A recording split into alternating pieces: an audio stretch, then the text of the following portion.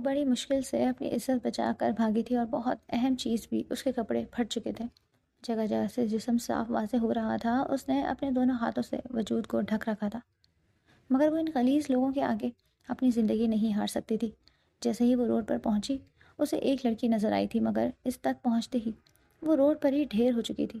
Please میری بات غور سے سنو، میرے پاس زیادہ وقت نہیں ہے، وہ اس انجان لڑکی کا بازو تھام کر فریاد کرتے لہجے میں بولی۔ لیکن آپ کا بہت بڑا لاس ہو چکا ہے، مجھے مدد بلانے دیں، بلڈ لاس ہو چکا ہے۔ میں نے کہا نا نہیں، میری بات سنو پہلے، وہ بند ہوتی آنکھوں سے بولی۔ نہیں، آنکھیں کھلی رکھو، میری طرف دیکھو، تم ٹھیک ہو جاؤ گی، میں مدد بلا رہی ہوں، بس ہمت مت ہارنا۔ ابھیا شاہ کی اپنی آواز خوف اور کپکپاہٹ سے اجنبی لگ رہی تھی۔ اس نے خون میں لت پت اس لڑکی کا سر اپنی گود میں رکھنے کی کوشش کی، جو سنسان تاریخ سڑک پر آخری سانس لے رہی تھی۔ زخمی لڑکی نے، جس کا نام صوبیہ امتیاز تھا اور وہ ایک نڈر تحقیقاتی صحافی تھی، مشکل سے آنکھیں کھولی۔ اس کے ہونٹوں پر ایک تکلیف دہ مسکراہٹ ابھری۔ نہیں، میرے پاس وقت نہیں ہے۔ اس نے اپنا کانپتا ہوا ہاتھ اٹھایا اور اپنے گلے سے ایک زنجیر نوچی۔ یہ لاکٹ، اس نے وہ ٹھنڈا دھاتی لاکٹ ابیہا کی مٹھی میں تھماتے ہوئے کہا، اس میں وہ سارے ثبوت ہیں جو میں نے شہر کے ان درندوں کے خلاف اکٹھے کیے تھے۔ ان لوگوں نے مجھے جان سے مار دیا، مگر تم شہر کو بچانا، وہ لوگ کچھ بہت بڑا کرنے والے تھے۔ صوبیہ کی سانسیں اکھڑنے لگی۔ مجھ سے وعدہ کرو، میری موت رائے گاہ مت جانے دینا۔ ابیہا، جو خود چند لمحے پہلے اپنی جان بچا کر بھاگ رہی تھی، اس منظر کی دہشت سے ساکت ہو چکی تھی۔ اس نے بے اختیار روتے ہوئے سر ہلایا۔ میں وعدہ کرتی ہوں، میں تمہاری جان بچاؤں گی۔ صوبیہ نے نفی میں سر ہلایا اور اس کی آنکھیں بے نور ہو گئی۔ وہ مر چکی تھی۔ ابیہا کو لگا جیسے اس کا اپنا دل بند ہو گیا ہو۔ اس نے اتنے قریب سے موت کبھی نہیں دیکھی تھی۔ وہ ابھی صدمے کی حالت میں ہی تھی کہ اسے ٹائروں کے چرچرانے کی بھیانک آواز سنائی دی۔ وہی سیاہ گاڑی تیزی سے واپس آ رہی تھی، شاید وہ لاش کو ٹھکانے لگانے آئے تھے۔ ایک کی نظر ابیہا پر پڑی، وہ لڑکی۔ پکڑو اسے، اس نے سب دیکھ لیا، ایک کا رخت آواز گونجی۔ ابیہا کے رونگٹے کھڑے ہو گئے۔ اس نے آخری بار صوبیہ کے چہرے کو دیکھا اور تیزی سے وہ لاکٹ اپنے گلے میں ڈال کر وہاں سے بھاگ کھڑی ہوئی۔ وہ نہیں جانتی تھی وہ کہاں جا رہی تھی، وہ صرف بھاگ رہی تھی۔ وہ جانتی تھی کہ وہ لوگ اب اسے بھی نہیں چھوڑیں گے، کیونکہ وہ واحد تھی، وہ واحد گواہ تھی، اور اب اس کے پاس وہ ثبوت بھی تھے جس کے لیے صوبیہ کی جان گئی تھی۔ وہ اندھا دھند بھاگتی رہی، اپنے ڈیفنس ایریا کے آرام دہ ماحول سے بہت دور، اس انجان علاقے کی تاریک اور تنگ گلیوں میں۔ اسے اپنے پیچھے بھاگتے قدموں کی آواز واضح آ رہی تھی۔ وہ رو رہی تھی اور بھاگ رہی تھی۔ تبھی وہ ایک مین سڑک پر آ نکلی۔ اسے اندازہ ہی نہیں ہوا کہ وہ کب تیز رفتاری سے آتی ہوئی گاڑیوں کے بیچ آ گئی۔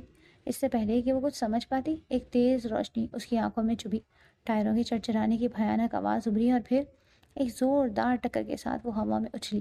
اس کا سر پوری قوت سے سڑک سے ٹکرایا اور اس کے کانوں میں صوبیہ امتیاز کی آخری چیخ گونجی۔ پھر ہر طرف اندھیرا چھا گیا۔ وہ غنڈے جو اس کا پیچھا کر رہے تھے کچھ فاصلے پر رک گئے۔ ایک نے دوسرے سے کہا، لگتا ہے کام تمام ہو گیا، چلو نکلو یہاں سے۔ وہ اسے مرتا چھوڑ کر اندھیرے میں غائب ہو گئے۔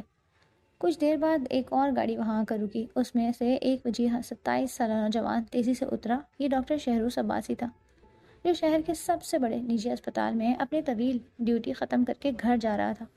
شہروز کا خاندان نسلوں سے طب کے پیشے سے وابستہ تھا، جو خود ایک انتہائی شریف، نرم دل اور اپنے پیشے سے مخلص انسان تھا۔ اس نے سڑک پر اس لڑکی کو خون میں لت پت دیکھا تو اس کا دل دھک سے رہ گیا۔ اس نے بھاگ کر اس کی نبض چیک کی۔ خدا کا شکر ہے یہ زندہ ہے۔ اس نے انتہائی احتیاط سے لڑکی کو اپنی گاڑی میں ڈالا اور گاڑی اسپتال کی طرف موڑ دی۔ اسے اندازہ نہیں تھا کہ وہ آج رات کس طوفان کو اپنے ساتھ لے جا رہا تھا۔ اس لڑکی کی عمر 22-23 سال سے زیادہ نہیں لگتی تھی، مگر اس کے سر کی چوٹ بہت گہری تھی۔ شہروز نے ایمرجنسی روم میں فون کر کے ٹیم کو تیار رہنے کا حکم دیا۔ وہ صرف اس کی جان بچانے پر مرکوز تھا، اس بات سے قطعی علم کہ یہ لڑکی ابیہا شاہ اس شہر کے سب سے طاقتور اور خطرناک انسان کی اکلوتی بہن تھی۔ دوسری طرف شہر کے سب سے پوش علاقے، ڈیفنس فیز 1 کی سب سے بڑی محفوظ ترین حویلی شاہ پیلس میں آگ لگی ہوئی تھی۔ فیروز شاہ، شہر کا جانا مانا بزنس مین اور زیر زمین دنیا کا بے تاج بادشاہ، غصے سے دھاڑ رہا تھا۔ 3 دن ہو گئے ہیں، میری بہن کہاں ہے؟ میں نے کہا تھا اس پر 24 گھنٹے نظر رکھی جائے۔ اس کے ذاتی گارڈز، جو شہر کے بہترین کمانڈوز سمجھے جاتے تھے، سر جھکائے کھڑے تھے۔ باس، وہ ہمیشہ کی طرح ہمیں چکمہ دے کر۔ فیروز نے قریب پڑا۔ اطالوی ساکھ کا شیشے کا گلدان دیوار پر دے مارا۔ چکما؟ وہ میری بہن ہے، کوئی مذاق نہیں ہے۔ فیروز شاہ نے اپنے والدین کے انتقال کے بعد اپنی اکلوتی بہن 22 سالہ ابیہا شاہ کو نازوں سے پالا تھا۔ اس کی حفاظت ایک جنون بن چکی تھی۔ وہ جانتا تھا کہ اس کے دشمن بہت ہیں، اس لیے اس نے ابیہا کو دنیا کی ہر آسائش دی تھی سوائے آزادی کے۔ اسے گھر سے باہر قدم رکھنے کی اجازت نہیں تھی، اور اگر کبھی جاتی بھی تو گارڈ کے ایک فوج اس کے ساتھ ہوتی۔ فیروز یہ بھی جانتا تھا کہ ابیہا کو یہ قید پسند نہیں، وہ ایک شرارتی، ضدی اور آزاد طبیعت کی مالک تھی، اس لیے وہ اکثر اس قید سے بھاگنے کے طریقے ڈھونڈ نکالتی تھی۔ پہلے وہ صرف حویلی کے وسیع لان میں چھپ جاتی، پھر کالونی کے پارک تک جانے لگی، اور پھر آہستہ آہستہ وہ اپنے ڈیفینس ایریا سے بھی باہر جانے لگی تھی۔ فیروز ہر بار اسے پکڑ لیتا اور غصہ کرتا، لیکن اس کی معصومیت اور آنکھوں میں آنسو دیکھ کر ہار جاتا۔ مگر اس بار وہ 3 دن سے غائب تھی، اور یہ پہلی بار ہوا تھا۔ فیروز نے میز پر مکہ مارا۔ سارا شہر چھان مارو، ہر ہسپتال، ہر تھانہ، ہر کونا۔ مجھے میری بہن زندہ چاہیے، ورنہ تم سب کی لاشیں بچھا دوں گا۔ فیروز شاہ کا غصہ شہر میں طوفان لانے کے لیے کافی تھا۔ اسے کیا معلوم تھا کہ اس کی لاڈلی بہن اس کی زندگی کی واحد کمزوری اس وقت ایک ہسپتال میں اپنی یادداشت کو ایک اجنبی ڈاکٹر کو اپنا سب سے بڑا محافظ سمجھ رہی تھی۔ ہسپتال سے 3 دن بعد ہسپتال کے سب سے مہنگے VIP سوئٹ میں ابیہا نے آنکھیں کھولی۔ اس کا سر بری طرح چکرا رہا تھا اور پٹیوں میں جکڑا۔ سامنے ڈاکٹر شہروز عباسی کھڑا تھا۔ اس کے چہرے پر اطمینان تھا۔ ہوش آ گیا تمہیں؟ کیسا محسوس کر رہی ہو؟ ابیہا نے خوفزدہ نظروں سے کمرے کو دیکھا۔ یہ سفید دیواریں، یہ مشینوں کی دھیمی آوازیں۔ وہ گھبرا کر اٹھنے لگی۔ میں کہاں ہوں؟ تم کون ہو؟ مجھے جانے دو، مجھے درد ہو رہا ہے۔ شہروز نے نرمی سے اسے روکا۔ ریلیکس، تم اسپتال میں ہو، تمہارا ایکسیڈنٹ ہوا تھا۔ میں ڈاکٹر شہروز ہوں، میں نے تمہارا علاج کیا ہے۔ ابیہا کی آنکھوں میں آنسو آ گئے۔ مجھے درد ہو رہا ہے، اس نے بچوں کی طرح شکایت کی۔ اس کی معصومانہ بات پر شہروز مسکرایا۔ میں جانتا ہوں تم جلد ٹھیک ہو جاؤ گی۔ کیا تمہیں اپنا نام یاد ہے یا اپنے گھر کا پتہ؟ ابیہا نے کچھ دیر خالی الذہن نظروں سے اسے دیکھا، اور پھر اس کی آنکھوں میں مکمل اجنبیت اور شدید خوف ابھر آیا۔ نام؟ مجھے میرا نام نہیں یاد۔ وہ پھوٹ پھوٹ کر رونے لگی۔ مجھے ڈر لگ رہا ہے، مجھے ممی کے پاس جانا ہے۔ شہروز کو ایک پروفیشنل جھٹکا لگا۔ اس نے چند اور سوالات کیے۔ تمہاری عمر کتنی ہے؟ تم کہاں رہتی ہو؟ ہر سوال کا نفی، خوف یا کسی بچکانہ ضد کی صورت میں ملتا۔ شہروز نے اس کے تازہ ترین برین اسکینز اور ٹیسٹ رزلٹ دوبارہ دیکھے۔ تشخیص سے واضح تھی، سر پر لگنے والی گہری چوٹ نے اس کی یادداشت کو بری طرح متاثر کیا تھا۔ اسے ریٹروگریڈ ایمنیشیا ہوا تھا۔ وہ اپنی شناخت سمیت اپنے پچھلے 8-10 سال مکمل طور پر بھول چکی تھی۔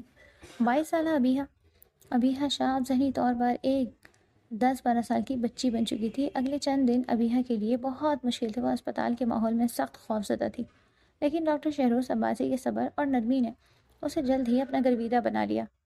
وہ اب اس کا پرائمری فزیشین تھا۔ شہروز اس کی بچکانہ حرکتوں کو کمال مہارت سے سنبھالتا۔ جب نرس اسے دوائی دینے آتی تو وہ منہ پھیر لیتی۔ کڑوی ہے، مجھے نہیں کھانی، یہ گندی دوائی ہے، میں نے کینڈی کھانی ہے۔ وہ لب لٹکائے رونے کی تیاری پکڑ لیتی۔ شہروز کو ٹرے لے کر اس کے پاس بیٹھ جاتا۔ دیکھو، اگر تم یہ دوائی نہیں کھاؤ گی تو تم ٹھیک کیسے ہوگی؟ اور اگر ٹھیک نہیں ہوگی تو میں تمہیں باہر پارک میں جھولے دلانے کے لیے کیسے لے جاؤں گا؟ اس کی بات پر ابیہا کی آنکھیں چمک اٹھی۔ سچی؟ کیا تم مجھے لے کر جاؤ گے؟ اس کی بات پر شہروز مسکرایا۔ بالکل، لیکن پہلے یہ دوائی لینی ہوگی، پھر میں سوچوں گا۔ وہ سوچنے کی اداکاری کرتے بولا تو وہ جھٹ سے دوائی پی لیتی۔ انجیکشن کا وقت اس کے لیے قیامت سے کم نہ ہوتا۔ انجیکشن دیکھتے ہی وہ چیخ مار کر کمبل میں چھپ جاتی۔ نہیں، مجھے نہیں لگوانا، پلیز، مجھے درد ہوگا، مجھے نہیں لگوانا۔ شہروز نے نرس کو اشارہ کیا اور خود اس کے پاس بیٹھ کر اس کا ہاتھ پکڑا جیسے ہمیشہ پکڑتا تھا۔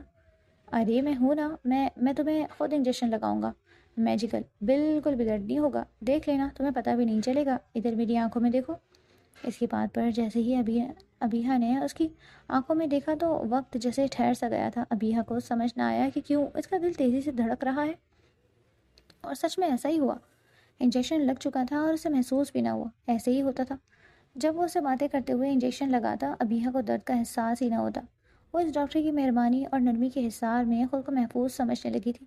اسے نہیں معلوم تھا کہ وہ کون ہے، کہاں سے آئی ہے، لیکن اسے یہ معلوم تھا کہ یہ شخص ڈاکٹر شہروز اس کا دوست ہے، اس کا محافظ ہے۔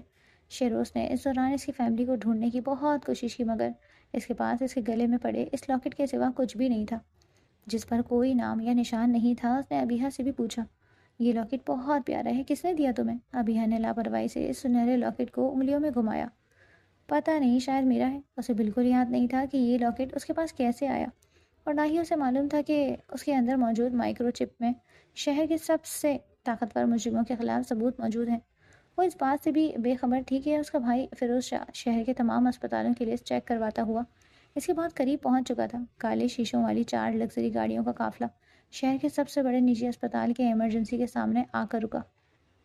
اسپتال کا سیکیورٹی عملہ اس پروٹوکول کو دیکھ کر فوراً حرکت میں آ گیا، لیکن اس سے پہلے کہ وہ کچھ کہتے، درمیانی گاڑی سے لمبے قد، چوڑے شانوں والا سیاہ 3 پیس سوٹ میں ملبوس فیروز شاہ باہر نکلا۔ اس کے چہرے پر ایسی ہیبت اور آنکھوں میں ایسی سرد مہری تھی کہ سیکیورٹی گارڈز نے راستہ چھوڑ دینا ہی مناسب سمجھا۔ اس کے پیچھے اس کے ذاتی محافظوں نے ہسپتال کے ڈین کا دفتر پوچھا اور بغیر اجازت کا انتظار کیے وہ سیدھا اندر داخل ہو گئے۔ ہسپتال کا ڈین ڈاکٹر سلیمان فیروز شاہ کے نام سے واقف کون نہیں؟ بیٹھو، اس نے گھبرا کر انہیں بیٹھنے کو کہا۔ مجھے بیٹھنا نہیں ہے، فیروز کی آواز کسی گہری کھائی سے آتی محسوس ہوئی۔ میری بہن ابیہ شاہ 3 دن سے لاپتہ ہے۔ مجھے اطلاع ملی ہے کہ ایک نامعلوم لڑکی کا ایکسیڈنٹ کیس آپ کے پاس ہسپتال میں آیا ہے۔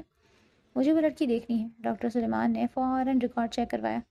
جی سر، ایک کیس ہے، شدید زخمی حالت میں تھی۔ ڈاکٹر شہروز عباسی نے اسے اٹینڈ کیا ہے۔ وہ ابھی VIP ونگ کے کمرے نمبر 1 میں ہے۔ فیروز شاہ کسی طوفان کی طرح VIP ونگ کی طرف بڑھا۔ اس کا دل بیٹھ رہا تھا۔ وہ ہر قدم پر دعا کر رہا تھا کہ ابیہ نہ ہو، اور اگر ہو تو محفوظ ہو۔ جب وہ کمرہ نمبر 1 کے پاس پہنچا تو دروازہ تھوڑا سا کھلا ہوا تھا۔ اندر سے اس کی بہن کی معصوم ہنسی کی آواز آ رہی تھی۔ فیروز ایک لمحے کے لیے ٹھٹکا۔ وہ ہنس رہی تھی؟ وہ 3 دن سے غائب تھی اور یہاں ہنس رہی تھی؟ اس کا غصہ آسمان کو چھونے لگا۔ اس نے دروازے کو دھکا دے کر کھولا اور سامنے کا منظر دیکھ کر اس کے قدم زمین میں گڑ گئے۔ ابیہ بیڈ پر بیٹھی تھی اور ڈاکٹر شہروز عباسی ایک چمچ سے اسے دلیا کھلانے کی کوشش کر رہا تھا۔ نہیں کھانا مجھے یہ گندا والا کھانا، مجھے پیزا کھانا ہے نا۔ تم میرے اچھے دوست نہیں کھلاؤ گے نا مجھے؟ ابیہ نے بچوں کی طرح منہ بسور کر کہا۔ یا تو مجھے نوڈلز کھانے ہیں۔ شہروز نے مسکرا کر چمچ اس کے منہ کے قریب کیا۔ اچھا، پہلے یہ آخری چمچ کھا لو، پھر میں نرس سے کہہ کر تمہارے لیے پیزا منگواؤں گا، پکا۔ ابیہ نے اپنی چھوٹی انگلی آگے بڑھائی۔ شہروز نے اپنی انگلی اس سے ملائی۔ پکا وعدہ۔ ابیہ نے خوش ہو کر چمچ منہ میں ڈال لیا۔ فیروز شاہ یہ منظر دیکھ کر پتھر کا ہو گیا۔ یہ اس کی 22 سالہ بہن تھی جو ایک 10 سال کی بچی کی طرح برتاؤ کر رہی تھی۔ اس کے گلے میں یہ کیسا لاکٹ تھا جو اس نے آخری بار نہیں دیکھا؟ ابیہ، اس کی بھاری آواز کمرے میں گونجی۔ ابیہ نے آواز کی طرف دیکھا۔ اس کی آنکھوں میں شہروز کے لیے جو چمک تھی وہ ایک لمحے میں خوف اور اجنبیت میں بدل گئی۔ وہ ڈر کر شہروز کے پیچھے چھپ گئی اور اس کا کوٹ مضبوطی سے پکڑ لیا۔ ڈاکٹر دوست، یہ کون ہے؟ یہ مجھے ڈانٹ رہے ہیں، باہر نکالو ان کو۔ فیروز کو لگا جیسے کسی نے اس کے سینے میں خنجر گھونپ دیا ہو۔ اس کی بہن جو اس کی ایک جھلک پر بھاگ کر اس کے گلے لگ جاتی تھی، آج اسے پہچان نہیں رہی اور اس سے ڈر رہی ہے۔ شہروز صورتحال کی نزاکت کو سمجھ گیا تھا۔ وہ ابیہ کو تسلی دیتے ہوئے کھڑا ہو گیا۔ آپ پلیز باہر تشریف لائیں، میں آپ کو سب سمجھاتا ہوں۔ فیروز نے اپنی بہن کو ایک تکلیف دہ نظر سے دیکھا اور مٹھیاں بھیجتا ہوا کمرے سے باہر نکل گیا۔ شہروز نے نرس کو ابیہ کے پاس چھوڑا اور فیروز کے پاس آیا۔ ڈاکٹر شہروز عباسی، اس نے اپنا تعارف کروایا۔ فیروز نے اسے سر سے پاؤں تک دیکھا۔ یہ کیا حالت بناتی ہے تم لوگوں نے میری بہن کی؟ وہ مجھے پہچان کیوں نہیں رہی؟ ڈاکٹر شہروز نے تحمل سے جواب دیا۔ مسٹر شاہ، آپ کی بہن کا بہت شدید ایکسیڈنٹ ہوا تھا۔ ان کے سر پر گہری چوٹ آئی ہے جس کی وجہ سے انہیں ریٹروگریڈ ایمنیشیا ہوا ہے۔ سادہ الفاظ میں وہ اپنی یادداشت کا ایک بہت بڑا حصہ تقریباً پچھلے 10 سے 12 سال بھول چکی ہیں۔ ذہنی طور پر وہ اس وقت ایک بچی ہیں۔ فیروز نے قریب پڑی کرسی کو ٹھوکر ماری۔ یہ کیا بکواس ہے؟ یہ سب ڈرامہ ہے، یہ ٹھیک ہو جائے گی۔ میں اسے ابھی یہاں سے لے کر جا رہا ہوں۔ ڈاکٹر شہروز نے اسے روکا۔ مسٹر شاہ، میری بات سمجھنے کی کوشش کریں۔ اس حالت میں انہیں گھر لے جانا شاہ پیلس کے اس ماحول میں جہاں ان کی پرانی یادیں وابستہ ہیں، ان کے دماغ پر شدید دباؤ ڈال سکتا ہے۔ وہ یاد کرنے کی کوشش کریں گے اور ناکامی پر ان کی حالت مزید بگڑ سکتی ہے۔ یہاں اس انجان ماحول میں وہ خود کو محفوظ سمجھ رہی ہیں۔ وہ ایک نئی شروعات کر رہی ہیں۔ براہ مہربانی انہیں یہی رہنے دیں جب تک وہ جسمانی طور پر مکمل مستحکم نہیں ہو جاتی۔ میں ان کا علاج جاری رکھوں گا۔ فیروز شاہ، جو اپنی ایک انگلی کے اشارے پر شہر بند کروا سکتا تھا، آج اپنی بہن کے سامنے بے بس کھڑا تھا۔ اس نے شیشے کے پار سے ابیہ کو دیکھا جو نرس سے ہنس ہنس کر باتیں کر رہی تھی۔ وہ شہروز کی باتوں سے متفق تو نہیں تھا، مگر اس کے پاس کوئی اور راستہ بھی نہیں تھا۔ وہ اس کی بہن کی خوشی، چاہے وہ چھوٹی ہی صحیح، اس کے لیے اہم تھی۔ ٹھیک ہے، فیروز نے سرد لہجے میں کہا، میری بہن یہی رہے گی، لیکن یاد رکھنا ڈاکٹر، اگر اسے ذرا سی بھی تکلیف پہنچی یا اس کے علاج میں کوئی کوتاہی ہوئی تو میں یہ اسپتال جلا دوں گا۔ شیروز نے اس کی دھمکی کو نظر انداز کرتے ہوئے پیشہ ورانہ انداز میں سر ہلایا۔ آپ فکر نہ کریں، وہ میری پیشنٹ ہے اور میری ذمہ داری۔ فیروز شاہ وہاں سے چلا گیا، لیکن باہر اپنے سب سے قابل اعتماد گارڈ کی ایک ٹیم تعینات کر گیا، جہاں سادہ کپڑوں میں ہسپتال کے عملے میں موجود ہونے کا کہہ دیا گیا تھا۔ اگلے چند دن ابیہ کی حالت بہتر ہونے لگی۔ وہ اب کمرے میں تھوڑا بہت چلنے پھرنے لگی تھی، لیکن اس کا سارا وقت شہروز کے گرد گزرتا۔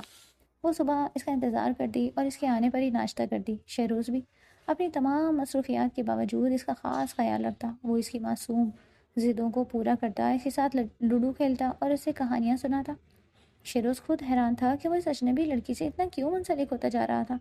اس کی معصومیت میں ایک ایسی کشش تھی جو شہروز کو اس کی طرف کھینچتی تھی۔ ایک شام شیروز راؤنڈ پر تھا اور ابیہ کے کمرے میں آیا اور وہ سو رہی تھی۔ اس کے گلے میں وہ لاکٹ چمک رہا تھا۔ شیروز نے آگے بڑھ کر احتیاط سے لاکٹ کو دیکھا۔ یہ کافی پرانا اور عام سا ڈیزائن تھا۔ اس نے سوچا کہ شاید یہ اس کے لیے کوئی اہمیت رکھتا ہو، تبھی وہ اسے کبھی خود سے الگ نہیں کرتی تھی۔ اسے کیا معلوم تھا کہ اس معمولی سے لاکٹ میں کیا طوفان چھپا ہے۔ اس نے کمبل ابیہ پر ٹھیک کیا اور جانے کے لیے مڑا۔ دوسری طرف شہر کے ایک تاریک زیر زمین اڈے میں وہی غنڈے اپنے باس کے سامنے کھڑے کانپ رہے تھے۔ تم 4 لوگوں سے ایک لڑکی نہیں سنبھالی گئی؟ باس، وہ گاڑی کے نیچے آ کر مر گئی ہوگی، ہم نے خود دیکھا ہے۔ ان کے باس، جس کا چہرہ اندھیرے میں چھپا تھا، اس نے سگار کا گہرا کش لیا۔ مجھے لاش چاہیے اور وہ لاکٹ بھی جو صوفیہ کے پاس تھا۔ ہمارے ایک آدمی نے خبر دی ہے کہ اسی رات ایک لڑکی کا ایکسیڈنٹ ہوا تھا جو ہسپتال کی VIP ونگ میں ہے۔ جاؤ پتہ کرو، اگر وہ وہی لڑکی ہے تو اسے اور اس لاکٹ کو دونوں کو میرے پاس لاؤ، زندہ یا مردہ۔ ان میں سے ایک آدمی جو سب سے شاطر تھا اگلے ہی دن اسپتال کے عملے میں شامل ہونے کا انتظار کر چکا تھا۔ اس نے وارڈ بوائے کا روپ دھارا اور VIP ونگ کے گرد منڈلانے لگا، صرف صحیح موقع کی تلاش میں۔ ادھر اسپتال میں ابیہ کی جسمانی حالت تیزی سے بہتر ہو رہی تھی۔ وہ اب شیروز کے سہارے کے بغیر بھی کمرے میں آرام سے چل پھر لیتی۔ اس کی دنیا ڈاکٹر شیروز سے شروع ہو کر اسی پر ختم ہوتی۔ وہ اس کی واحد جانی پہچانی اور محفوظ پناہ گاہ تھا۔ ایک دن وہ اپنے کمرے میں بور ہو رہی تھی تو نرس کو کہہ کر باہر کوریڈور میں ٹہلنے لگی۔ وہ شیروز کو ڈھونڈ رہی تھی تاکہ اس کے ساتھ لوڈو کھیل سکے۔ وہ چلتی ہوئی نرسنگ اسٹیشن کے پاس پہنچی اور وہیں ٹھٹک گئی۔ شیروز وہاں کھڑا تھا اور اس کے ساتھ ایک دوسری بہت خوبصورت سی نوجوان لیڈی ڈاکٹر کھڑی تھی۔ وہ دونوں کسی بات پر ہنس رہے تھے۔ شیروز کے چہرے پر وہی نرم مسکراہٹ تھی جو وہ صرف ابیہ اپنے لیے مخصوص سمجھتی تھی۔ وہ ڈاکٹر زارا تھی، شیروز کی کولیگ اور بچپن کی دوست۔ ابیہ کو اپنے اندر ایک عجیب سی آگ جلتی ہوئی محسوس ہو رہی تھی۔ ایک شدید ناقابل فہم غصہ اور جلن اس کے دل میں پنپنے لگا۔ یہ حسد تھا، لیکن اس کی 12 سالہ ذہنی حالت اس جذبے کو سمجھنے سے قاصر تھی۔ اس کے نزدیک شیروز صرف اس کا دوست تھا اور وہ اپنے دوست کو کسی کے ساتھ بانٹ نہیں سکتی تھی۔ وہ ڈاکٹر کیسے کسی اور لڑکی سے ہنس کر بات کر سکتا تھا جس نے اسے پکا والا وعدہ کیا تھا؟ اس کی آنکھوں میں آنسو بھر آئے۔ وہ تیزی سے پلٹی اور روتی ہوئی اپنے کمرے میں بھاگ گئی۔ شیروز نے اسے بھاگتے ہوئے دیکھ لیا تھا، مگر وہ وجہ نہیں سمجھ پایا۔ وہ ڈاکٹر زارا سے معذرت کر کے فوراً اس کے پیچھے گیا۔ ابیہ، کیا ہوا؟ تم رو کیوں رہی ہو؟ چوٹ لگی کہیں؟ اس نے کمرے میں داخل ہو کر پوچھا۔ ابیہ بیڈ پر اوندھی لیٹی تکیے میں منہ چھپائے سسک رہی تھی۔ نہیں، چلے جاؤ یہاں سے، تم گندے ہو، بہت گندے، مجھے تم سے بات نہیں کرنی۔ اس کی ناراضگی پر شیروز حیران رہ گیا۔ میں گندا ہوں؟ مگر میں نے کیا کیا ہے؟ ابیہ نے غصے سے تکیہ اٹھا کر اس کی طرف پھینکا جو اس کے منہ پر آ کر لگا۔ تم جھوٹے ہو، تم نے کہا تھا تم صرف میرے دوست ہو، لیکن تم اس چڑیل جیسی ڈاکٹر سے ہنس ہنس کر باتیں کر رہے تھے۔ جاؤ، اسی کو اپنا دوست بنا لو، مجھے تم سے بات نہیں کرنی۔ شیروز کو ایک لمحے کے لیے سمجھ ہی نہیں آیا کہ کیا کہے، پھر اسے اس کی بچکانہ منطق پر ہنسی بھی آئی اور اس کی حالت پر افسوس بھی ہوا۔ ارے بابا، میں صرف تمہارا ہی دوست ہوں، سچی، وہ تو ڈاکٹر زارا ہیں، بس میری کولیگ اور کچھ نہیں۔ ہم بس کام کی بات کر رہے تھے۔ ابیہ اور زور سے رونے لگی۔ نہیں، تم جھوٹ بول رہے ہو، تم اسے دیکھ کر ہنس رہے تھے، مجھے یہاں نہیں رہنا۔ اس نے میز پر بڑا فون اٹھایا جو فیروز نے اسے اپنی حفاظت کے لیے دیا تھا اور نمبر ملایا۔ دوسری طرف فیروز شاہ ایک اہم میٹنگ میں تھا۔ اس کے پرسنل فون پر ابیہ کا نمبر چمکا تو اس نے فوراً میٹنگ روک دی۔ جی گڑیا، بھائی کی جان، بھائی، ابیہ کی سسکیوں بھری آواز آئی تو فیروز کی جان لبوں پر آئی۔ مجھے ابھی یہاں سے لے جاؤ، مجھے یہاں نہیں رہنا۔ فیروز کے ماتھے پر پسینہ آ گیا۔ کیا ہوا؟ کسی نے کچھ کہا ہے؟ ڈاکٹر شیروز نے تمہیں ڈانٹا؟ نہیں، وہ گندا ہے، اس نے مجھے دھوکہ دیا، وہ کسی اور لڑکی کا دوست بن گیا، مجھے اس سے شادی کرنی ہے۔ فیروز کے ہاتھ سے فون گرتے گرتے بچا۔ کیا؟ ابیہ، یہ کیا کہہ رہی ہو؟ ہاں، مجھے اسی سے شادی کرنی ہے، ابیہ نے ضد کی۔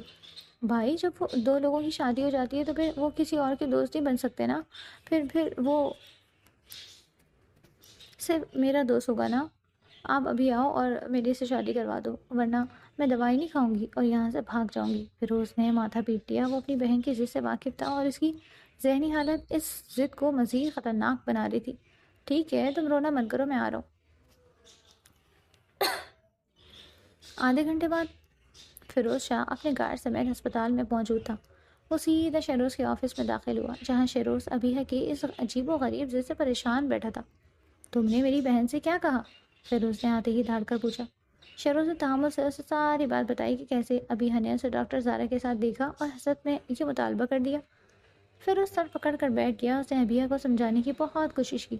گڑیا ایسے نہیں ہوتا، شادی کوئی کھیل نہیں، تم ٹھیک ہو جاؤ، میں تمہاری شادی دنیا کے سب سے اچھے لڑکے سے کرواؤں گا. مگر ابیہ ایک ہی بات پر اڑی تھی. نہیں، مجھے ڈاکٹر شہروز سے شادی کرنی ہے. یہ بہت اچھے ہیں، یہ میرا خیال رکھتے ہیں، لیکن یہ اب میرے دوست نہیں رہے. شادی کے بعد یہ پھر سے میرے دوست بن جائیں گے. اس کی معصوم منطق فیروز کے لیے عذاب بن گئی تھی. وہ رو رو کر ہلکان ہو گئی تھی. چہرہ سرخ پڑ چکا تھا اور پپوٹے سوج چکے تھے، اور اب تو اس کی حالت بگڑنے لگی تھی. فیروز شاہ جو اپنی بہن کی آنکھ میں ایک آنسو برداشت نہیں کر سکتا تھا، اس نے بھی آخرکار فیصلہ کر ہی لیا تھا. وہ شہروز کی طرف مڑا. اس کی آنکھوں میں اب کوئی نرمی نہیں تھی. ڈاکٹر، تم میری بہن کی حالت دیکھ رہے ہو، وہ ضد کر رہی ہے اور میں اپنی بہن کی کوئی ضد نہیں ٹال سکتا. شہروز کا دل دھک سے اڑ گیا. آپ کہنا کیا چاہتے ہیں؟ وہ اچنبھے سے بولا. فیروز نے سرد لہجے میں کہا، میں چاہتا ہوں کہ تم ابیہ سے نکاح کر لو، ابھی اسی وقت. شہروز کو لگا جیسے اس پر بجلی گر گئی. مسٹر شاہ، یہ آپ کیا کہہ رہے ہیں؟ وہ ذہنی طور پر ایک بچی ہے. نکاح یہ غیر قانونی اور غیر اخلاقی ہے. میں ایک ڈاکٹر ہوں، میں ایسا نہیں کر سکتا. ابیہ بے شک بہت پیاری اور معصوم تھی اور شہروز کو اس سے ایک انسیت بھی ہو گئی تھی، لیکن شادی، وہ بھی ایسے حالات میں، یہ اس کے لیے ناقابل تصور تھا. فیروز شاہ اٹھ کر اس کے قریب آیا. اس کے دو گارڈز نے بے نیازی سے اپنے کوٹ ہٹا کر اندر چھپے ہتھیاروں کی نمائش کی. ڈاکٹر، فیروز کی آواز کسی برفانی طوفان کی طرح سر تھی. میں نے تم سے تمہاری رائے نہیں پوچھی، میں تمہیں حکم دے رہا ہوں. یا تو تم ابھی میری بہن سے نکاح کرو گے یا میں یہیں اسی آفس میں تمہاری ڈگری اور تمہاری زندگی دونوں ختم کر دوں گا. انتخاب تمہارا ہے. شہروز عباسی ایک شریف اور پرامن انسان تھا. اس نے زندگی میں کبھی قانون نہیں توڑا. آج وہ ایک مافیا باس کے ہاتھوں مجبور ہو رہا تھا. میں اپنی زندگی ویسے بھی اپنے پیشنٹس کے لیے وقف کر چکا ہوں. اب مجھے اپنی جان کی کوئی پرواہ نہیں. اس لیے اگر میں اب بھی شادی کے لیے حامی نہ بھروں تو کیا کرو گے تم فیروز شاہ؟ وہ ایک دم تمسخر سے بولا. اسی بات پر فیروز مٹھیاں بھیج کر رہ گیا. اپنی بے بسی پر جب اچانک کچھ سوچ کر اس کے چہرے پر شیطانی چمک ابھری. اس نے اپنے بندے کو اشارہ کیا تھا جو اس کے ایک پیشنٹ کو اٹھا لایا تھا وہاں، جو کہ ایک بچہ تھا. وہ گن دیکھتا بری طرح رو رہا تھا. اب بولو شہروز، اپنی زندگی کی نہ صحیح مگر اپنے پیشنٹس کی زندگی کی تو پرواہ ہے نا تمہیں؟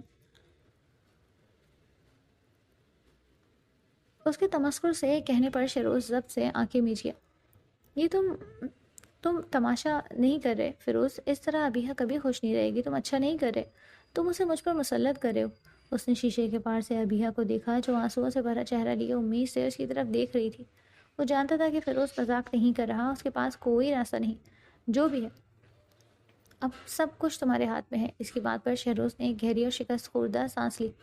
میں تیار ہوں، اس نے بڑے ضبط سے کہا، جس پر فیروز مسکرایا. اسے اپنی طاقت پر ہمیشہ بھروسہ تھا. اس نے فون پر کسی کو حکم دیا. 1 گھنٹے کے اندر ہسپتال کے اس وی آئی پی کمرے میں ایک مولوی، فیروز کے 2 گارڈز بطور گواہ اور ایک مجبور دلہا موجود تھا. ابیہ کو کچھ سمجھ نہیں آ رہا تھا. وہ بس خاموش تھی کہ اس کی بات مانی جا رہی ہے. مولوی نے جب قبول کروایا. ڈاکٹر شہروز عباسی کے منہ سے قبول ہے بڑی مشکل اور بے بسی سے نکلا، کیونکہ وہ یہ سب کرنا نہیں چاہتا تھا. جبکہ دوسری طرف ابیہ نے خوشی سے تالی بجاتے ہوئے کہا، قبول ہے، نکاح ہو گیا. ابیہ نے فوراً شہروز کا بازو پکڑ لیا. دیکھا، آپ تو صرف میرے دوست ہو، اب تم اس ڈاکٹر کے پاس نہیں جاؤ گے. شہروز نے بے بسی سے اسے دیکھتا رہ گیا. نکاح کے فوراً بعد جب شہروز نے ابیہ کو واپس بیڈ پر بٹھایا، فیروز کے جانے کے بعد بھی ابیہ تھی کہ اس کا ہاتھ چھوڑنے کا نام ہی نہیں لے رہی تھی. اب تو وہاں بیٹھے بیٹھے تنگ آ چکا تھا. 2 گھنٹے ہو گئے تھے مگر وہ بضد تھی کہ آج کے دن وہ اس کے ساتھ ہی گزارے، کیونکہ وہ صرف اس کا دوست بن چکا تھا. مگر اب وہ تنگ آ گیا تھا. کیا ہو گیا ابھی؟ ہاں، کیا تمہیں میری بات سمجھ نہیں آ رہی؟ تمہاری طرح مجھے باقی پیشنٹس کو بھی دیکھنا ہے، وہ بھی میری ذمہ داری ہے۔ اگر میں ان کے پاس نہیں جاؤں گا تو ان کی طبیعت بگڑ جائے گی۔ چھوڑو میرا ہاتھ، مجھے جانے دو اور چپ کر کے اسٹریچر پر لیٹو اور ٹانگیں سیدھی کر کے لیٹو۔ اب نیچے اتری تو ٹانگیں توڑ دوں گا تمہاری۔ اب مجھے میرا کام کرنے دو، وہی ایک دم کرخ لہجے میں بولا۔ تو ابیہ کی آنکھوں میں ایک دم آنسو بھر آئے، جسے دیکھ کر وہ لب بھینچ کر رہ گیا۔ جانے کیوں اس کو یہ آنسو بری طرح چبھے تھے، وہ ایک دم ڈر کر اس کا ہاتھ چھوڑ گئی تھی۔ تم گندے ہو، جاؤ، میں تم سے بات نہیں کروں گی۔ وہ لب مروڑتے ہوئے اس کا ہاتھ چھوڑ گئی تھی اور منہ پیچھے کر لیا تھا، لیکن اس وقت وہ اسے منانا نہیں چاہتا تھا۔ وہ جانتا تھا کہ اگر اس نے اسے منایا تو وہ پھر اس کا ہاتھ تھام کر اسے یہاں بیٹھنے پر مجبور کر دے گی، اور ایسا وہ نہیں چاہتا تھا۔ وہ اسے بعد میں منانے کا سوچتے پلٹا تھا۔ اس کی نظر پھر اس کے گلے میں پڑے لاکٹ پر پڑی۔ اس نے ابیہ سے پوچھنے کا سوچا بھی، مگر اس سارے ڈرامے میں وہ یہ بات بھول گیا۔ وہ نہیں جانتا تھا کہ کوریڈور میں گھومتا وارڈ بوائے کے بھیس میں چھپا کنڈا یہ سارا تماشا دیکھ چکا تھا۔ اس نے تیزی سے اپنے باس کو فون ملایا۔ باس، لڑکی مل گئی ہے، وہ یہی ہے، اور لگتا ہے اس کا بھائی کوئی بہت بڑی توپ چیز ہے۔ ابھی اس نے زبردستی اس کی شادی اسی کے ڈاکٹر سے کروا دی۔ ہاں باس، وہ لاکٹ وہ ابھی بھی اسی کے گلے میں ہے۔ فون کی دوسری طرف ایک عیار اور سرد کہکا ابھرا۔ شادی؟ تو کیا ہوا، ہمارے کام کے لیے تو یہ اور بھی اچھا ہے، ڈاکٹر بھی اب ہماری گرفت میں ہوگا۔ رونی، تمہارا کام اب شروع ہوتا ہے، مجھے وہ لڑکی یہاں چاہیے، زندہ، اور وہ لاکٹ بھی، ہر قیمت پر۔ اس کے بھائی کے کارڈز یا فوج، مجھے پرواہ نہیں۔ اس کی بات سنتے رونی نے فون بند کیا اور اپنی صفائی کی ٹرالی کو دیکھتا ہوا کوریڈور میں مڑ گیا۔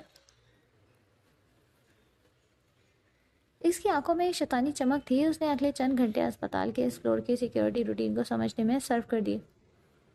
فیروز شاہ کے گارڈز بظاہر سادہ لباس میں تھے، مگر عقابوں کی طرح چوکنے تھے۔ وہ کمرے کے باہر تعینات تھے، لیکن اس نے ایک کمزوری بھانپ لی تھی۔ رات کو جب ڈاکٹر شہروز اپنے راؤنڈز مکمل کر کے تھوڑی دیر کے لیے اپنے آفس جاتا اور نرس ڈیوٹی پر ہوتی، تبھی وہ کچھ کر سکتا تھا۔ اسی رات شہروز ابیہ کو اس کی رات کی دوائی دے کر اسے سلا کر اپنے آفس گیا۔ وہ خود بھی اس اچانک ہونے والے نکاح کے صدمے سے نہیں نکلا تھا۔ وہ کرسی پر بیٹھا سر تھامے سوچ رہا تھا کہ اس کی زندگی کس موڑ پر آ گئی ہے۔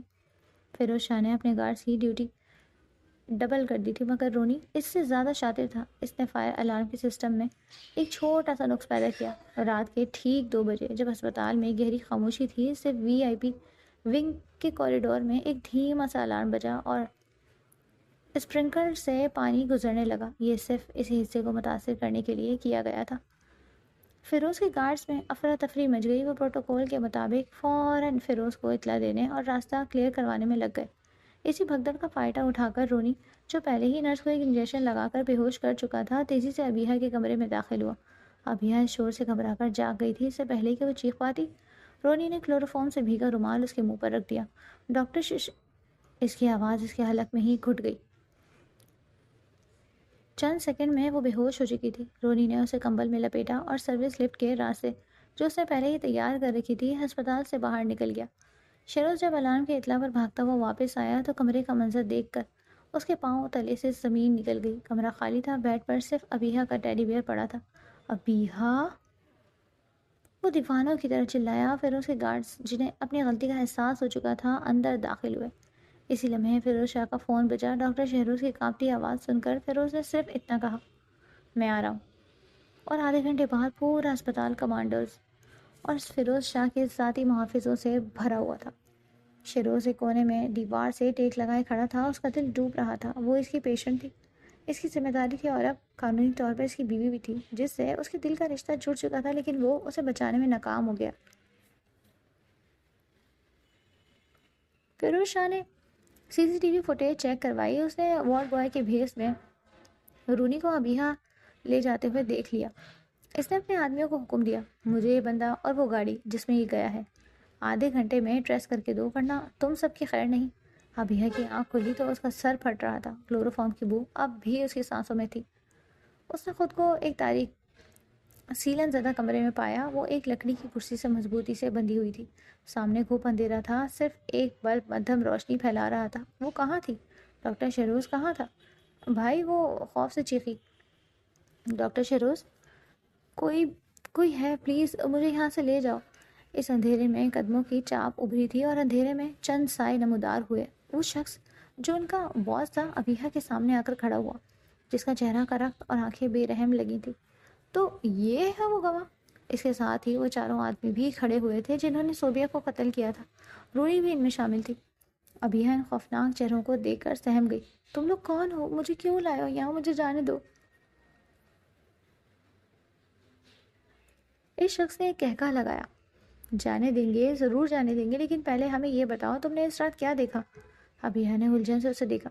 کون سی رات؟ میں کچھ نہیں جانتی، مجھے کچھ یاد نہیں۔ روری نے آگے بڑھ کر اس کے بال مٹھی میں جکڑے۔ ڈرامہ مت کر لڑکی، اس رات جب ہم اس رپورٹر کو مار رہے تھے تو تم وہیں چھپی ہوئی تھی، تم نے سب دیکھا تھا۔ ابیہ تکلیف سے چلائی۔ چھوڑو مجھے، میں سچ کہہ رہی ہوں، مجھے کچھ نہیں یاد، میرا ایکسیڈنٹ ہوا تھا، میں سب بھول گئی ہوں۔ باس نے رونی کو پیچھے ہٹنے کا اشارہ کیا۔ وہ ابیہ کے قریب آیا، اس کے گلے میں پڑے لاکٹ کو چھوا۔ یہ لاکٹ، یہ اس لڑکی کا تھا نا؟ اس نے تمہیں کیا کہا تھا مرنے سے پہلے؟ اس میں کیا ہے؟ ابیہ کی نظریں ان لوگوں کے بے رحم چہروں پر گھوم رہی تھی۔ وہ اس پر چیخ رہے تھے، اسے دھکا دے رہے تھے، ان کی شکلیں، اس کی آوازیں ان کے سر پر ہتھوڑوں کی طرح برس رہی تھی۔ تبھی اس کے دماغ کے کسی تاریک کونے میں ایک جھماکا ہوا، ایک دھندلا سا عکس، اسی سڑک کا منظر، ایک لڑکی کی چیخ، چاقو کی چمک اور انہی چہروں کی پرچھائیاں۔ اس کا سر شدید درد سے پھٹنے لگا۔ نہیں نہیں، اس نے آنکھیں بند کر لی۔ وہ تکلیف سے کانپ رہی تھی۔ مجھے درد ہو رہا ہے میرے سر میں۔ وہ ان کو کچھ بھی بتا نہیں پا رہی تھی کیونکہ اسے خود کچھ واضح سمجھ نہیں آ رہا تھا سوائے شدید دہشت کے۔ اس شخص نے سمجھا وہ ڈرامہ کر رہی ہے۔ اس نے رونی کو اشارہ کیا۔ اس سے سچ اگلواؤ۔ رونی نے ایک قدم آگے بڑھایا ہی تھا کہ ابیہ کا جسم ذہنی دباؤ اور خوف سے اکڑ گیا اور وہ بے ہوش ہو کر کرسی پر ایک طرف ڈھلک گئی۔ باس نے غصے سے میز پر ہاتھ مارا۔ لعنت ہو، یہ تو سچ میں بے ہوش ہو گئی۔ رونی نے اس کی نبض چیک کی۔ باس یہ سچ کہہ رہی تھی، اس کی حالت ٹھیک نہیں ہے، شاید یہ واقعی بھول چکی ہے۔ ان کے باس نے چند لمحے سوچا، پر اس کی نظریں ابیہ کے گلے میں پڑے لاکٹ پر جمی تھی۔ اگر یہ بھول چکی ہے تو یہ لاکٹ ہماری کس کام کا؟ لیکن اگر یہ یادداشت واپس آنے کا ڈرامہ کر رہی ہے تو اسے یہیں بند رکھو۔ اس کا بھائی اسے ڈھونڈتا ہوا یہاں ضرور آئے گا، ہم ان دونوں کا کام ایک ساتھ تمام کر دیں گے۔ ادھر اسپتال میں فیروز شاہ کے ایک ٹیکنیکل ایکسپرٹ نے اس گاڑی کی لوکیشن ٹریس کر لی تھی جس میں ابیہ کو اغوا کیا گیا تھا۔ وہ شہر کے پرانے صنعتی علاقے کے طرف گئی تھی۔ فیروز شاہ نے اپنی رائفل اٹھائی۔ شیروز جو یہ سب دیکھ رہا تھا آگے بڑھا۔ میں بھی آپ کے ساتھ چلوں گا۔ فیروز نے اسے گھور کر دیکھا۔ یہ بچوں کا کھیل نہیں ڈاکٹر، وہاں گولی چلے گی، خون خرابہ ہوگا تو تمہارا وہاں کیا کام؟ مرنا ہے کیا تمہیں؟ شیروز نے دہشت زدہ لہجے میں کہا۔ وہ میری بیوی ہے، میں اسے وہاں اکیلا نہیں چھوڑ سکتا۔ فیروز نے اس کی آنکھوں میں خوف کے بجائے اپنی بہن کے لیے محبت دیکھی۔ اسے سر ہلایا۔ ٹھیک ہے، گاڑی میں بیٹھو۔ فیروز شاہ کی آواز میں نہ چاہتے ہوئے بھی ڈاکٹر کے لیے ایک خفیف سی ستائش ابھری تھی۔ کالے رنگ کے بختربند گاڑیوں کا قافلہ رات کی تاریکی کو چیرتا ہوا پرانے صنعتی علاقے کی طرف روانہ ہوا۔ شیروز پچھلی سیٹ پر فیروز کے ساتھ بیٹھا تھا۔ اس کا دل کسی قیدی پرندے کی طرح پھڑپڑا رہا تھا، وہ جس کے ہاتھ صرف زندگی بچانے کے لیے اٹھے تھے۔ آج ان لوگوں کے درمیان بیٹھا تھا جن کے ہاتھ زندگی لینے سے نہیں ہچکچاتے تھے، مگر اس کے خوف پر اس کی فکر غالب تھی۔ ابیہ کی معصوم صورت، اس کی بچکانہ کہکہے اور اس کا ڈاکٹر کہہ کر بلانا، سب اس کی آنکھوں میں گھوم رہا تھا۔ وہ اس کی پیشنٹ تھی اور اس کی بیوی بھی، چاہے جیسے بھی حالات میں صحیح۔ وہ خود کو اس اغوا کا ذمہ دار سمجھتا تھا۔ فیروز خاموشی سے باہر اندھیرے کو گھور رہا تھا۔ اس کا دماغ کسی شطرنج کی ماہر کی طرح چالیں سوچ رہا تھا۔ گاڑیاں ایک ویران گودام کے باہر رکیں۔ فیروز نے اپنے آدمیوں کو اشاروں میں پوزیشن لینے کا حکم دیا۔ شیروز نے بھی گاڑی سے اتر کر فیروز کی پیروی کی۔ تم میرے پیچھے رہنا ڈاکٹر، اور سر جھکائے رکھنا۔ فیروز نے اسے سختی سے ہدایت دی۔ گودام کے اندر رونی اور اس کے ساتھی ابیہ کے ہوش میں آنے کا انتظار کر رہے تھے۔ باس ان کے ساتھ ہی موجود تھا۔ اسے فیروز شاہ کے پروٹوکول کی خبر مل چکی تھی۔ وہ چاہتا تھا کہ لڑکی کا بھائی کوئی معمولی آدمی نہیں، اس لیے وہ خود یہاں رکا تھا۔ اسے اندازہ نہیں تھا کہ وہ فیروز شاہ سے ٹکر لینے جا رہا ہے۔ تبھی گودام کا مرکزی دروازہ ایک زوردار دھماکے سے کھلا۔ فیروز کے کمانڈوز نے فلیش بم پھینکے تھے جس سے اندر چند لمحوں کے لیے اندھیرا اور کان پھاڑ دینے والا شور ہو گیا۔ شیروز نے آنکھوں پر ہاتھ رکھ لیا، مگر فیروز اور اس کے آدمی اس شور کے عادی تھے۔ اس سے پہلے کہ غنڈے سنبھل پاتے، فیروز شاہ اور اس کے آدمی اندر داخل ہو چکے تھے۔ فائرنگ کا تبادلہ شروع ہو گیا تھا۔ گودام گولیوں کی تڑتڑاہٹ سے گونج اٹھا۔ شیروز نے اس افراتفری میں فوراً ابیہ کو ڈھونڈا۔ وہ اب بھی کرسی سے بندھی ہوئی تھی، دھماکے کی آواز سے ہوش میں آ چکی تھی اور دہشت سے کانپ رہی تھی۔ ڈاکٹر شہروز، وہ چیخی۔ اس کی آواز شہروز کے لیے کسی زندگی کی نوید کی طرح تھی۔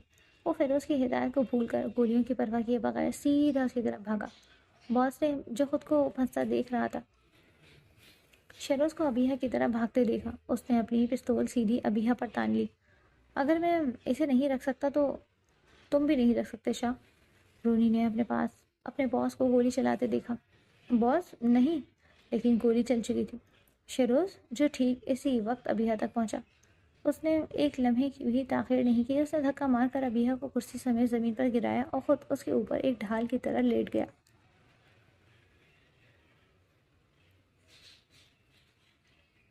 گولی شہروز کے کندھے کو چیرتی ہوئی نکل گئی۔ اس کے منہ سے ایک کربناک چیخ بلند ہوئی، مگر اس کے بازو اب بھی ابیحہ کے گرد مضبوطی سے جکڑے ہوئے تھے۔ ابیحہ نے اپنی آنکھوں کے سامنے شہروز کو گولی کھاتے دیکھا۔ اس کا گرم خون اس کے چہرے پر گرا۔ ڈاکٹر، اس کی چیخ میں وہ بچپنا نہیں تھا، اس میں ایک حقیقی گہری دہشت تھی۔ فیروز شاہ جو دوسرے کنڈوں سے نمٹ رہا تھا، اس نے پلٹ کر یہ منظر دیکھا۔ اس کی آنکھیں خون سے سرخ ہو گئیں۔ اس نے ڈاکٹر کو اپنی بہن کی جان بچاتے ہوئے دیکھ لیا تھا۔ اس کا غصہ، اس کی وحشت ساتویں آسمان پر پہنچ چکی تھی۔ اس نے اپنی رائفل پھینکی اور پستول نکال کر اس باس کی طرف بڑھا جس نے گولی چلائی تھی۔ فیروز نے 1 2 3 گولیاں اس کے گھٹنوں میں ماری اور باس چیختا ہوا زمین پر گرا۔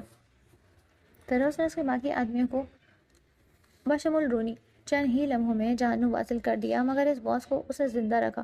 اس پر جھکا اور اس کے کان میں کہا، تم نے غلط لڑکی پر ہاتھ اٹھایا اور غلط آدمی کے بہنوئی کو زخمی کیا۔ اس سارے ہنگامے، گولی کی آواز، خون کا منظر اور شہروز کی تکلیف دہ چیخ نے ابیحہ کے دماغ پر وہ آخری ضرب لگائی جس کی ضرورت تھی۔ اس کا سر چکرایا، آنکھوں کے سامنے اندھیرا چھا گیا اور وہ مکمل طور پر بے ہوش ہو گئی۔ فیروز نے باس کو اپنے آدمیوں کے حوالے کیا اور تیزی سے ابیحہ اور شہروز کے پاس پہنچا۔ ڈاکٹر، تم ٹھیک ہو؟ شہروز در سے کرا رہا تھا، مگر اس کی نظریں ابیحہ پر تھیں۔ وہ ٹھیک ہے؟ فیروز نے ابیحہ کو جلدی سے کھولا اور اسے اپنی باہوں میں اٹھا لیا۔ وہ ٹھیک ہے تمہاری وجہ سے، چلو تمہیں بھی ہسپتال لے جانا ہے۔ فیروز نے اپنے آدمیوں کو شہروز کو سنبھالنے کا کہا اور وہ سب تیزی سے واپس اسپتال روانہ ہو گئے۔ اسپتال میں ایک بار پھر ایمرجنسی نافذ ہو چکی تھی۔ شہروز کو فوراً آپریشن تھیٹر لے جایا گیا۔ گولی کندھے سے گزر گئی تھی، جان کو خطرہ نہیں تھا، مگر زخم گہرا تھا۔ فیروز بے ہوش ابیحہ کو اسی VIP کمرے میں لے آیا اور اس کے سرہانے بیٹھ گیا۔ اس کا دل بے وقت غصے، تشکر اور خوف سے بھرا ہوا تھا۔ وہ شہروز کا شکر گزار تھا کہ اس نے اپنی جان پر کھیل کر اس کی بہن کو بچایا، مگر وہ خود کو معاف نہیں کر پا رہا تھا کہ اس کی وجہ سے اس کی بہن اس عذاب سے گزری۔ کئی گھنٹے گزر گئے، شہروز کا آپریشن کامیاب ہو گیا تھا اور اسے ریکوری روم میں منتقل کر دیا گیا۔ فیروز وہیں ابیحہ کے پاس بیٹھا رہا۔ صبح کی پہلی کرن کمرے میں داخل ہوئی تو ابیحہ نے آنکھیں کھولی۔ اس کے سر میں ایک دھیما سا درد تھا۔ اس کی آنکھیں ملتے ہوئے کمرے کو دیکھا۔ یہ سفید دیواریں، یہ اسپتال کی بو، پھر اس کی نظر اپنے بھائی پر پڑی جو صوفے پر بیٹھا غصے سے کچھ سوچ رہا تھا۔ بھائی؟ اس کی آواز صاف اور پراعتماد تھی، اس میں وہ بچکانا ڈر یا معصومیت نہیں تھی۔ فیروز چونک کر اس کی طرف بڑھا۔ گڑیا، تم ٹھیک ہو؟ تمہیں یاد ہے میں کون ہوں؟ ابیحہ نے حیرت سے اسے دیکھا۔ بھائی، یہ کیسا سوال ہے؟ میں یہاں اسپتال میں کیا کر رہی ہوں؟ میرا تو ایکسیڈنٹ۔ او خدایا بھائی، وہ لڑکی، وہ لوگ، انہوں نے ایک لڑکی کو میرے سامنے مار دیا۔ اس نے مجھے ایک لاکٹ دیا، وہ میرے گلے میں۔ اس نے تیزی سے اپنے گلے کو چھوا، لاکٹ وہیں موجود تھا۔ فیروز نے اس کے ہاتھ پر ہاتھ رکھا۔ ریلیکس گڑیا، ریلیکس، تم محفوظ ہو۔ مجھے سب بتاؤ، کیا ہوا تھا اس رات؟ ابیحہ نے اسے شروع سے سب کچھ بتا دیا کہ کیسے وہ گھر سے بھاگی، کیسے گنڈے اس کے پیچھے لگے، کیسے اس نے صوبیہ کا قتل دیکھا اور کیسے صوبیہ نے اسے وہ لاکٹ ثبوت کے ساتھ دیا، اور پھر میرا ایکسیڈنٹ ہو گیا۔ فیروز نے اس کی پوری بات سنی۔ اس کی یادداشت واپس آ چکی تھی، وہ سب کچھ یاد کر چکی تھی جو ایکسیڈنٹ سے پہلے ہوا تھا۔ فیروز نے سکون کا سانس لیا، مگر پھر اسے خیال آیا، ابیحہ تمہیں یاد ہے تم اتنے دن سے اسپتال میں تھی؟ ابیحہ نے سر نفی میں ہلایا۔ اتنے دن سے؟ مجھے تو بس اپنا ایکسیڈنٹ یاد ہے، اس کے بعد کیا ہوا؟ ڈاکٹر شہروز کہاں ہے؟ اور اس کا بھائی فیروز کچھ کہنے ہی لگا تھا کہ ابیحہ نے پھر پوچھا، ڈاکٹر شہروز وہ کون ہے بھائی؟ شہروز ابیحہ کی بات پر ساکت رہ گیا۔ اس کی بہن کی یادداشت واپس آ گئی تھی، مگر وہ ایک ایکسیڈنٹ کے بعد اور ہوش میں آنے سے پہلے درمیان میں ہونے والا سب کچھ بھول چکی تھی۔ وہ ڈاکٹر شہروز کو، اس کی تیمارداری کو، اس کی ضد کو اور اس کے ساتھ ہونے والے اپنے نکاح کو سب بھول چکی تھی۔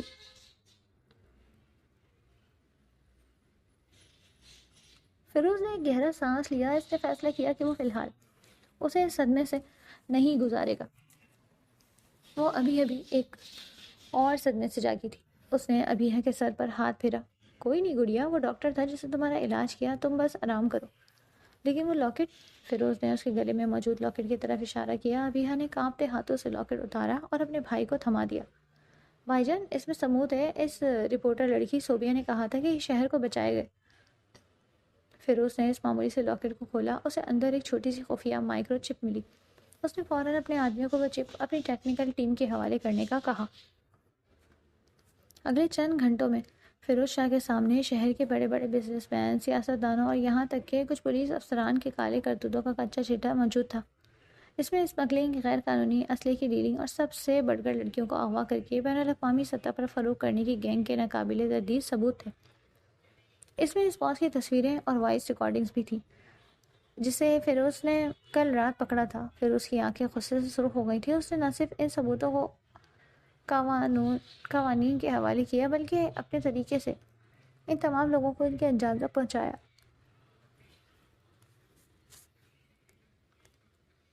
اس نے صوبیہ امتیاز کو دیا گیا اپنی بہن کا وعدہ پورا کر دیا تھا۔ شہر ایک بہت بڑی تباہی سے بچ گیا تھا۔ چند دن بعد ابیحہ کو اسپتال سے ڈسچارج کر دیا گیا تھا۔ وہ شاہ پیلس واپس آ گئی تھی، لیکن وہ اب پرانی والی شرارتی ابیحہ نہیں رہی جس کے چہرے پر ایک سنجیدگی اور ٹھہراؤ آ گیا تھا۔ وہ اکثر اپنے کمرے میں گم سم بیٹھی رہتی، جیسے کسی چیز کو یاد کرنے کی کوشش کر رہی ہو۔ اسے لگتا تھا کہ اس کی زندگی کا کوئی اہم حصہ اسے چھوٹ گیا ہے۔ پھر اس کی بیوی ہنا، جو ایک سمجھدار اور محبت کرنے والی خاتون تھی، اس کی یہ حالت بھانپ لی۔ ایک دن وہ دونوں لان میں بیٹھی چائے پی رہی تھی جب ہنا نے بات چھیڑی۔ ابیحہ، تم ڈاکٹر شروز سے ملنے نہیں گئی؟ وہ بھی اب اسپتال سے گھر منتقل ہو گئے ہیں۔ ابیحہ نے چونک کر انہیں دیکھا۔ ڈاکٹر شروز؟ وہی جنہوں نے میرا علاج کیا تھا۔ ہاں، لیکن بھائی نے بتایا تھا کہ وہ ٹھیک ہے، مجھے کیوں ملنا ہے؟ اس کی بات پر ہنا گہرا مسکرائی۔ کیونکہ اس نے تمہاری جان بچائی تھی گڑیا۔ اغوا والے دن اس نے تمہارے لیے گولی کھائی تھی۔ اگر وہ تمہیں اپنی پناہ میں نہ لیتا تو وہ گولی تمہیں لگتی۔ ابیحہ کے ہاتھ سے چائے کا کپ گرتے گرتے بچا۔ کیا گولی کھائی تھی میرے لیے؟ بھائی جان نے مجھے یہ سب کیوں نہیں بتایا؟ اس کے دماغ میں ایک جھماکا ہوا۔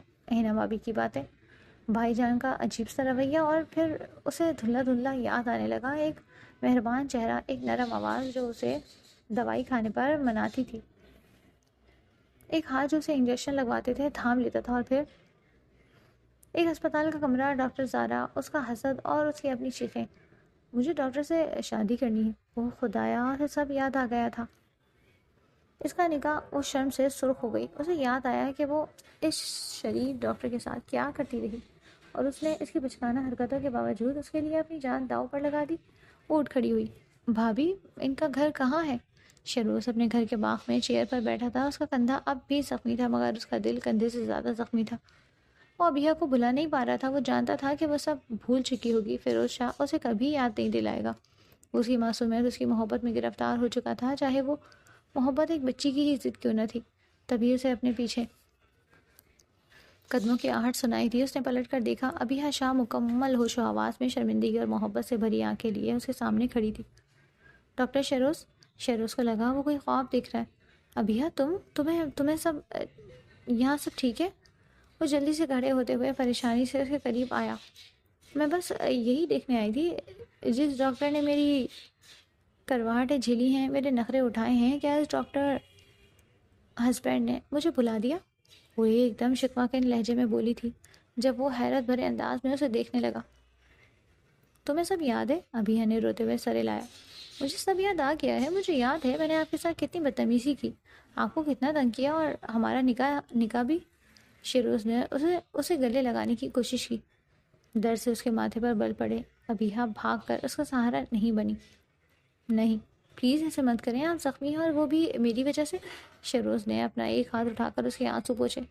تم ٹھیک ہو؟ بس یہی کافی ہے۔ میں حیران ہوں کہ تم ٹھیک نہیں تھی، تب بھی میرے پیار میں پاگل تھی، یہاں تک کہ مجھ سے زبردستی شادی کر دی۔ ابیحہ اس کی بات پر شرما گئی۔ وہ خود حیران تھی کہ اس کی 10 سالہ عقل نے بھی اس شخص کا انتخاب کیا تھا جو اس کا بہترین محافظ ثابت ہوا۔ اس نے شروز کا ہاتھ تھام لیا۔ وہ مجھے معاف کر دے ڈاکٹر، اور شکریہ میری جان بچانے کے لیے۔ شروز نے اس کے ہاتھ پر بوسہ لیا۔ میں نے اپنی بیوی کی جان بچائی تھی ابیحہ، اس میں شکریہ کیسا؟ دونوں کی نظریں ملیں اور ان میں وہ اقرار تھا جس کے لیے الفاظ کی ضرورت نہیں تھی۔ اگلے ہی مہینے فیروز شاہ نے اپنی اکلوتی بہن کی شادی کا ایسا جشن منایا جو شہر نے پہلے کبھی نہیں دیکھا تھا۔ شہر کے سب سے بڑے اور مہنگے میرج ہال میں ان کی رخصتی ہوئی۔ ابیہ شاہ جو موت کے منہ سے واپس آئی تھی اب ڈاکٹر شہروز عباسی کی دلہن بن کر اس کے ساتھ کھڑی تھی۔ اس کا بھائی فیروز شاہ اپنی بہن کو اس کے محفوظ ہاتھوں میں سونپ کر مطمئن تھا، اور شہروز کو اپنی وہ پیشنٹ مل گئی تھی جس نے اس کا دل اس وقت چرا لیا تھا، اور وہ مریض عشق بھی تو تھی۔ پھر وہ اس کو خود سے دور جانے کیسے دے سکتا تھا، کیونکہ وہ خود اس مرض میں مبتلا ہو چکا تھا۔ السلام علیکم پیارے پیارے ریڈرز، پلیز 1000 سبسکرائبرز پورے کروا دیں ریڈرز، پلیز، تھینک یو۔